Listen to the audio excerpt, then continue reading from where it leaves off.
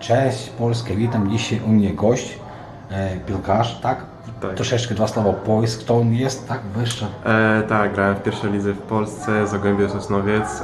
Bardzo polecam też pana Igora jako masażystę, bardzo profesjonalne podejście. Бачите, то от Лапін, так? А ну ten drugi dajcie jeszcze. Dzięki. I от зараз zobaczcie zdjęcie, panie, że on точно piłkarza, to ktoś nie wierzy.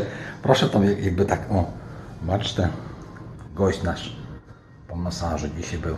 I jego osobisty brat, tak, рідний брат, є спортивним лікарем, tak, sportowy lekarz.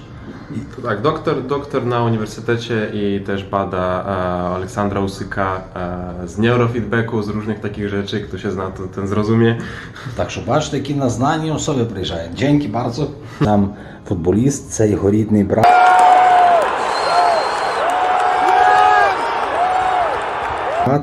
Так, грає, він є ваш лікар, так? Доктор, який бадає Усика, бачите? Tak. Приїжджайте, запрошуємо. Dziękuję.